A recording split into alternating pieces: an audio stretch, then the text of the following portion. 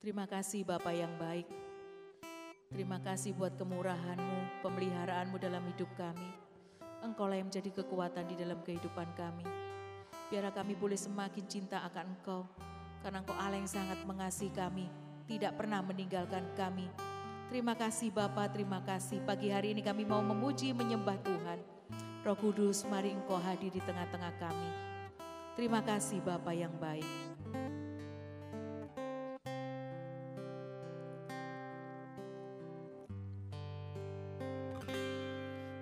Kekuatan di hidupku,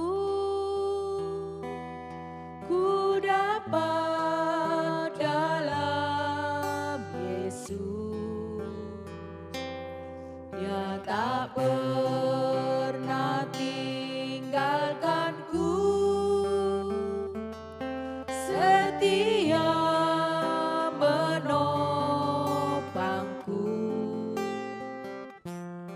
Berseru,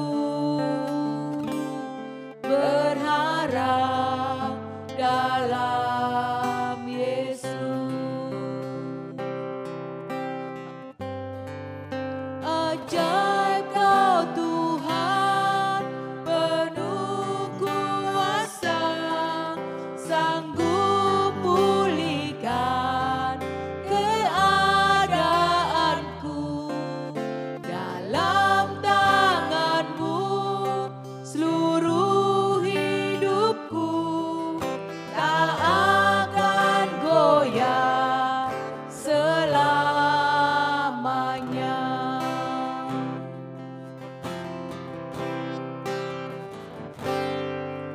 Kekuatan di hidupku, ku dapat dalam Yesus. Dia tak pernah tinggalkanku, setia menopangku. Berseru, berharap dalam Yesus. Ajaib Kau Tuhan, penuh kuasa, sanggup pulihkan keadaanku. Dalam tangan-Mu seluruh hidupku tak akan goyah selamanya. Ajaib Kau Tuhan, penuh kuasa, sanggup pulihkan keadaanku. Dalam tangan-Mu seluruh hidupku tak akan goyah selamanya. Yesus, haleluya, haleluya, haleluya. Ajaib segala perbuatan-Mu Tuhan. Haleluya, haleluya. Engkaulah kekuatan kami Tuhan. Engkau segalanya bagi kami.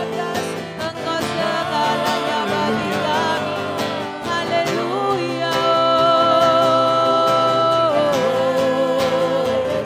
Kirabaralalarabo, kirabaralabaralabo, kiralalaralalarabase, kirabaralalararabo. Haleluya, haleluya. Terima kasih Tuhan, kami bersyukur. Haleluya, haleluya. Tuhan. Ajaib Kau Tuhan, penuh kuasa, sanggup pulihkan keadaanku. Dalam tangan-Mu seluruh hidupku tak akan goyah selamanya.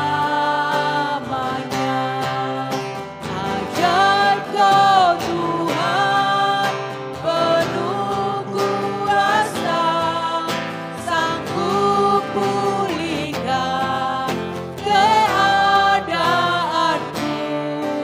Dalam tangan-Mu seluruh hidupku tak akan goyah selamanya. Tak akan goyah selamanya. Tak akan goyah selamanya.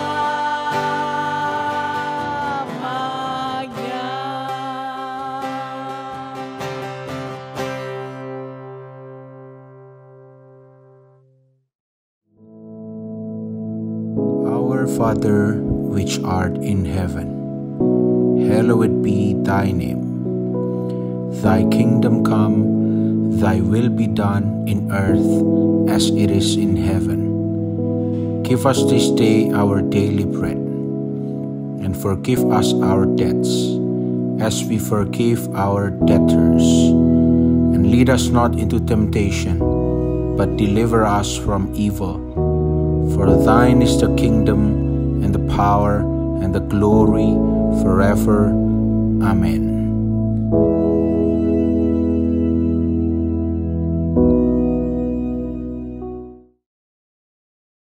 Shalom, selamat pagi, saudara semua yang dikasihi oleh Tuhan Yesus.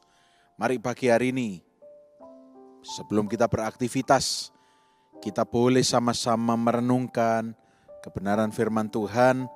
Dan hari ini kita akan belajar sesuatu yang mungkin sudah lama tidak kita jumpai oleh karena pandemi.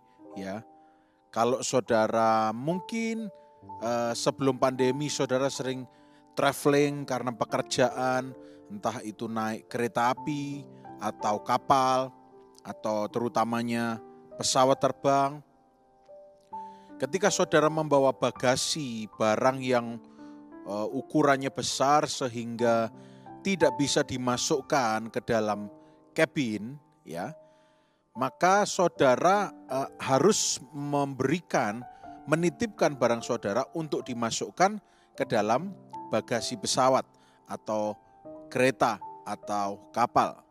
Dan apabila tentunya terutama saudara membawa barang yang khusus, barang yang harus berhati-hati menanganinya, entah itu elektronik, ya, memang tidak disarankan untuk elektronik dibawa di bagasi, ya. Tapi apabila sangat urgent, maka bisa dibawa di bagasi, tetapi dengan perlakuan khusus.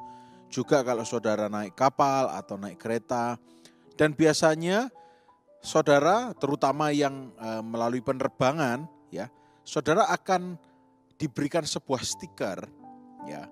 Dan stiker itu namanya adalah fragile atau barang yang rapuh, pecah belah. Berhati-hati dalam menanganinya. Nah, hari ini kita mau belajar untuk menjadi fragile di hadapan Tuhan. Apa maksud dari fragile? Maksudnya adalah be delicate and be vulnerable in front of God. Di hadapan Tuhan, kita harus menjadi pribadi yang delicate. Delicate itu lembut, bukan mengeraskan hati. Kita harus menjadi pribadi yang vulnerable. Vulnerable itu apa? Gampang ditembus, rapuh. Kita tidak perlu menguatkan diri sendiri, ya. Namun memang kalau kita meneliti kehidupan manusia atau kehidupan diri kita sendiri, manusia itu bertumbuh, dipengaruhi oleh lingkungan, pertemanan hidup, pengalaman hidup. Dan akhirnya dibentuk oleh lingkungan, pertemanan, sehingga bisa menjadi sosok pribadi yang mempunyai pertimbangan dan pikiran sendiri. Nah, yang pertimbangan dan pikiran sendiri ini lebih dikenal sebagai mindset, ya, punya mindset, ya. Nah, saudara, manusia diciptakan oleh Tuhan punya akal budi, sehingga manusia itu bisa menimbang, ya, apa yang bisa diterima oleh pikiran manusia, apa yang tidak bisa diterima oleh pikiran manusia. Ketika ada satu hal di hadapan kita dan karena cocok dengan pengalaman masa lalu atau lingkungan kita, dengan mudah kita bisa menerimanya. Tapi apabila yang sedang terjadi di hadapan kita itu di luar natur kita, di luar natural kita atau supranatural, artinya apa? Tidak bisa kita hitung atau bayangkan, maka manusia secara langsung atau tidak langsung akan melakukan sebuah self-defense mechanism atau penolakan. Tidak bisa ini, tidak masuk akal, tidak mungkin. Menguatkan hati, sepertinya langsung menutup tembok Yeriko, begitu ya. Tembok Yeriko ditutup supaya tidak ditembus, ya. Dan tidak lagi menjadi vulnerable atau delicate atau being fragile in front of God, menjadi rapuh di hadapan Tuhan. Karena apa? Lingkungan, pengalaman, manusia itu mengajarkan bahwa kalau lumpuh tidak mungkin bisa jalan lagi. Apalagi kalau dokter sudah bilang tidak bisa. Kalau organ tubuhnya rusak, misalnya jantung sudah di ring berapapun, ya itu permanen, tidak bisa sembuh. Karena medis yang manusia ketahui demikian. Kalau ginjalnya rusak, itu salah satu organ yang irreplaceable, ya, tidak bisa memperbarui diri sendiri, ya, diganti bisa, maksud saya, dicangkokkan ginjal baru bisa, tapi belum tentu cocok dan harganya mahal sekali. Ya. Kalau dokter sudah bilang tidak bisa, maka bagi manusia tidak bisa, ya tidak bisa. Ya. Dan itu membuat kita menutup diri, oh ya sudah, tidak bisa, memang ditakdirkan untuk mati, ditakdirkan untuk menderita. Ya. Pasti menuju kematian, toh cepat atau lambat semua orang mati, begitu ya. Tapi saudara, ternyata kita lihat apa yang firman Tuhan katakan. 1 Samuel 16 ayat 7. 1 Samuel pasal 16 ayat yang ke-7. 1 Samuel pasal yang ke-16 ayat yang ke-7. Apa yang firman Tuhan katakan di sana? Tetapi berfirmanlah Tuhan kepada Samuel, janganlah pandang parasnya atau perawakan yang tinggi, sebab aku telah menolaknya. Bukan yang dilihat manusia, yang dilihat Allah. Manusia melihat apa yang di depan mata, tetapi Tuhan melihat hati. Nah, saudara, dari ayat ini kita belajar.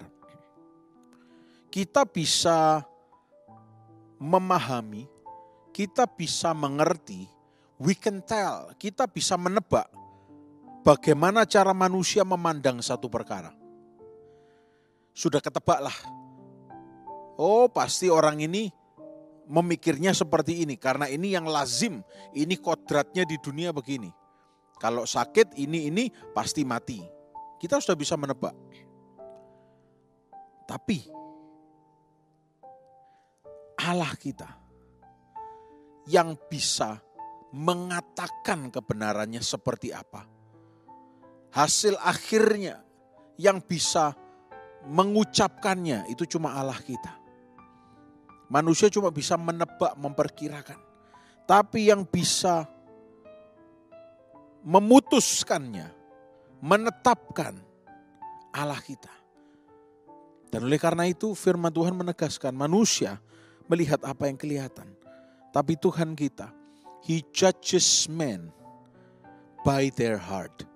Tuhan melihat hati. Tuhan menghakimi, ya, Tuhan menilai manusia dari hati mereka. Apakah hati kita percaya? Walaupun tidak ada dasar untuk percaya. Walaupun tidak ada alasan lagi untuk percaya. Walaupun lebih banyak alasan untuk kecewa pada Tuhan. Ya, semakin dikecewakan semakin menutup diri. Semakin dikecewakan semakin mengeraskan hati. Tapi kalau kita mau benar-benar belajar firman Tuhan, kita mau ketahui bahwa kita perlu menyadari bahwa di dalam Tuhan, saudara, apa yang kita lihat real, nyata di depan kita, belum tentu itu kebenarannya begitu. Apa yang kelihatannya sebuah jalan buntu, belum tentu itu jalan buntu bagi Tuhan. Kalau kita, oh iya, karena yang kita lihat adalah yang nyata.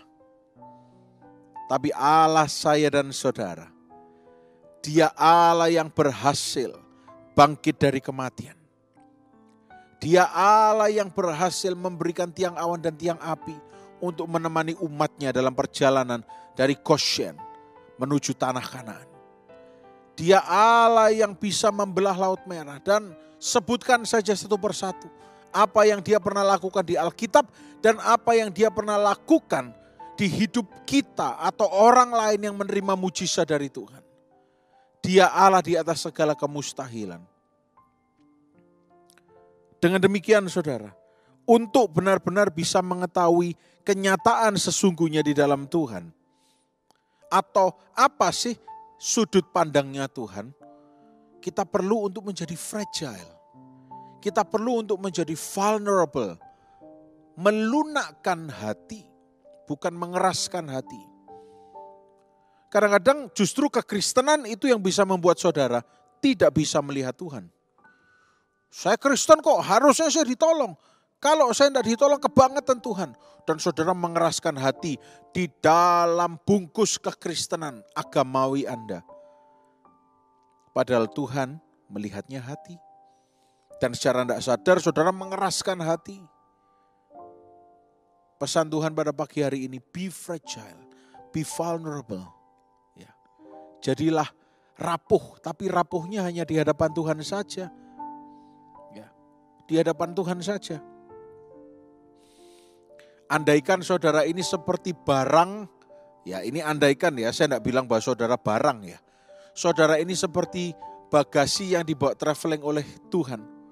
Dan karena begitu berharganya dia tempeli stiker fragile. Fragile, fragile, hati-hati. Kalau bahasa Indonesianya, awas barang pecah belah, biasanya stikernya begitu. Hati-hati, mudah pecah, begitu. Perlakukan dengan baik. Kita harus bisa belajar untuk menjadi rapuh di hadapan Tuhan. Jangan kebalik. Kadang-kadang kita ini mengeraskan hati di hadapan Tuhan, tapi menjadi rapuh di depan banyak orang. Kita curhat cerita banyak kepada orang lain. Padahal orang lain tidak bisa menyelesaikan apa-apa bagi kita. Orang lain mungkin mendengar, mungkin bisa memberikan nasihat. Tapi orang lain juga bisa menceritakan sisi lain atau sisi buruknya. Kisah kita bisa diceritakan ke orang yang lain lagi. Alias bocor mulut, bisa. Tapi kalau Tuhan, Dia tidak hanya memberi nasihat, tapi Dia menyelesaikan. Jadi hati-hati kepada siapa saudara menjadi fragile. Saudara mengekspos diri Anda kepada siapa, hati-hati. Kalau kepada Tuhan, jangan ada tudung apa-apa, jangan ada tutup apa-apa. Jangan berpura-pura. Tuhan sudah tahu saudara seperti apa, tidak usah berpura-pura. Contohnya saya. Saudara mungkin kenal saya dari luar. Tapi dari dalam, saudara tahu tidak kalau saya misalnya masih pemarah? Tidak tahu, tidak kelihatan. Contohnya saya kelihatannya orang seperti ini. Saudara tahu enggak kalau saya hobi makan pedas? Enggak tahu. Kalau saya enggak ngomong, saya enggak tahu. Nah Tuhan tahu kalau saya suka makan pedas. Tapi kalau saya ngomong ke Tuhan, Tuhan saya ingin makan pedas. Tuhan tahu enggak? Tahu. Lalu kenapa kalau kita perlu ngomong? Ya karena kita mau belajar untuk be vulnerable. menjadi terbuka, menjadi rapuh, mengekspos segalanya, belak-belakan di hadapan Tuhan. Banyak dari kita yang kita anggap bahwa kita ini orang timur, ada sedikit norma kesopanan. Tapi harusnya di hadapan Tuhan tidak perlu norma kesopanan apapun, tidak perlu tutup-tutupi, terbuka apa adanya. Karena itu akan melatih kita untuk memiliki sikap hati ya, yang terbuka. Coba kita buka Ibrani 4 ayat 13. Saya kutip saja, Ibrani 4 ayat 13 berkata, tidak ada suatu makhluk pun yang tersembunyi di hadapan Tuhan.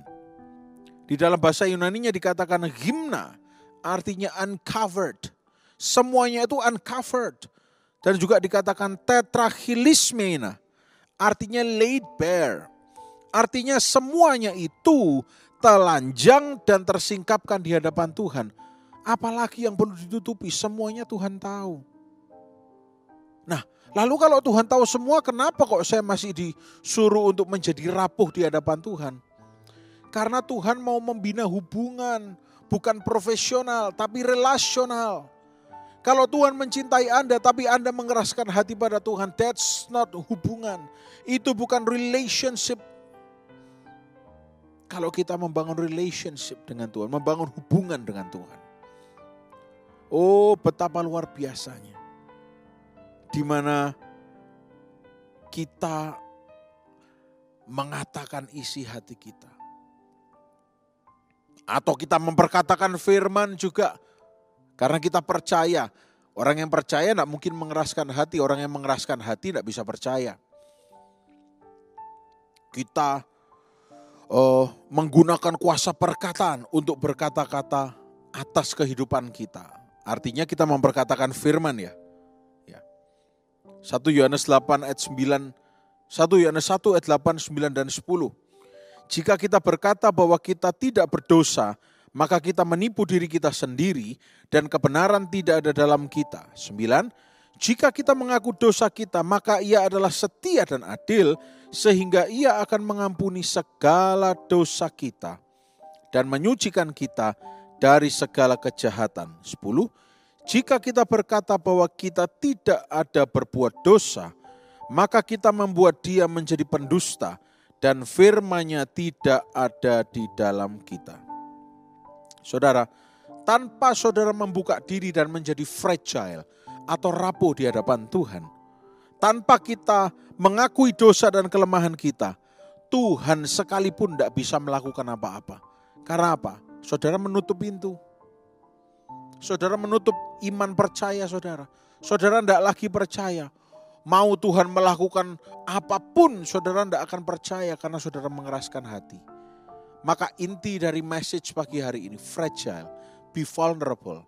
Ayo, jadilah lebih sensitif kepada Tuhan. Jadilah lebih rapuh di hadapan Tuhan. Sehingga saudara itu bisa disentuh oleh Tuhan. Saudara bisa dijamah oleh Tuhan. Bukan mengeraskan hati, enggak Tuhan-Tuhanan. Enggak. Nah, saya perlu garis bawahi juga. Kalau saya berkata fragile atau vulnerable, being frail ya. Kata sifatnya, kata kerjanya. Being frail itu berarti terbuka dan melemahkan diri di hadapan Tuhan. Bukan mengeraskan hati, tapi melemahkan diri di hadapan Tuhan. Membuat diri itu menjadi rentan di hadapan Tuhan. Lebih baik ketika seseorang datang, ya, bukan dengan selemari kebanggaan yang dia bisa katakan pada Tuhan. Tuhan, aku ini anakmu, aku ini sudah berdoa, aku ini sudah begini. Itu kurang baik. Lebih baik apabila seseorang berkata dan datang kepada Tuhan, Tuhan ini aku pendosa. Seperti seorang penjahat yang disalibkan di samping Yesus. Dia merasa dia berdosa dan ketika dia tahu dia berada di sebelah Tuhan, dia katakan, Tuhan ingatlah aku. Seketika itu juga Tuhan Yesus bilang, saat ini kau akan berjumpa dengan aku di Firdaus. Lebih baik kita datang apa adanya. Be frail, be fragile. Rapuh, tidak apa-apa. Tuhan sudah tahu kebejatan kita. Tuhan sudah tahu kerusakan kita. Datang apa adanya. Daripada kita datang dengan membawa segenap lencana kita, segenap penghargaan kita, Tuhan tidak tertarik. Tuhan itu lebih tertarik pada orang yang datang dengan tidak mengeraskan hati, dengan tinggi hati. Orang yang tidak mau melepaskan ketidakpercayaan, tidak. Tapi Tuhan juga mengatakan, saya kutip dalam 2 Korintus 12 ayat 9 sampai 10. Saudara pasti sering membaca ayat ini, dikatakan, cukuplah kasih karuniaku. Sebab justru dalam kelemahanlah kuasaku menjadi sempurna. Di dalam kelemahan, kuasa Tuhan jadi sempurna. When you being fragile, maka saudara membuka diri untuk kuasa Tuhan menjadi sempurna dalam hidupmu. Saya yakin saudara pasti pernah menjumpai keadaan di mana ketika Anda begitu mengeraskan hati, seolah-olah tidak ada yang terjadi. Dan saya yakin saudara juga pasti pernah mengalami keadaan ketika semuanya kelihatan hopeless, saudara menyerah kepada Tuhan, tiba-tiba sesuatu terjadi. Mengapa bisa terjadi? Karena prinsipnya, sistemnya demikian. Ketika kita ini di dalam kelemahan, justru kuasa Tuhan akan menjadi sempurna. Hanya dibutuhkan untuk menjadi fragile dan percaya. Percaya, membuka hati untuk percaya. Ya. Oleh karena itu saudara, apakah saudara mau mendapatkan pertolongan Tuhan tepat pada waktunya? Ayo terus setia menghampiri tahtanya dengan penuh iman, percaya, keberanian, keterbukaan, kebebasan. Ya. Datang dengan bahasa Inggrisnya itu boldness. Bahasa aslinya itu paresia. Paresia itu artinya kebebasan, keberanian, keterbukaan, kepercayaan diri. Datang pada Tuhan dengan percaya. Buka diri selebar-lebarnya. Toh Tuhan juga sudah tahu. Percaya. Be fragile. Tuhan yang akan melindungi saudara. Saudara tidak perlu berusaha melindungi diri sendiri. Ada yang lebih berkuasa dari saudara. Saudara tidak perlu berusaha menyelamatkan diri saudara sendiri. Ada Tuhan yang sanggup menyelamatkan. Bahkan dia bergelar juru selamat. Juru parkir, ahli memarkirkan. Juru masak, ahli masak. Kalau juru selamat, ahlinya menyelamatkan. Pagi hari ini saya tidak akan perpanjang firman Tuhan. Pesan singkat, be fragile. Jadilah rapuh di hadapan Tuhan. Karena justru di dalam kelemahan saudara nanti. Ketika saudara berkata, Tuhan aku berserah. Aku berserah pada Yesus. Aku tidak mampu. Atau mungkin bagi saudara Tuhan sudah terlambat, aku tidak bisa apa-apa. Gimana lagi ini? Oh tenang. Tetap buka hati, buka diri. Be fragile. Jadilah rapuh di hadapan Tuhan. Jangan mau dipengaruhi oleh lingkungan yang mengajarkan saudara harus mengeraskan hati. Harus tidak percaya pada Tuhan karena percuma percaya pada Tuhan. Jangan dengarkan. Tetap pegang firman Tuhan. Tetap pegang janji Tuhan. Be fragile. Jadilah rapuh di hadapan Tuhan. Biarkan dia bekerja. Dan dia akan memberikan pada kita istirahat. Be still and know that I am God, kata Mazmur 46 ayat 10. Diamlah dan tenanglah dan ketahuilah aku ini Allahmu. Nah itu saja yang kita perlu untuk lakukan. Biar pagi hari ini kebenaran firman Tuhan boleh mengingatkan kita semua untuk menjadi terbuka, rapuh, ya, tidak kuat-kuatan di hadapan Tuhan. Tapi menjadi pribadi yang seperti anak yang datang kepada orang tuanya. Langsung nempel, ngelendek, tidak kuat-kuatan keras hati. Saya percaya kasih Tuhan itu luar biasa bagi saudara dan saya. Dan biar kasih Tuhan itu mengalir dalam hidup kita. Amin. Ayo kita berdoa. Tuhan Yesus, terima kasih untuk pagi hari ini. Biar sepanjang hari ini kami semuanya sehat. Kami diberkati, kami dibungkus dengan darah Yesus. Apapun yang akan kami kerjakan, Tuhan buat berhasil dan mempermuliakan nama Tuhan. Di dalam nama Tuhan Yesus Kristus. Haleluya. Amin. Selamat pagi, Tuhan Yesus memberkati.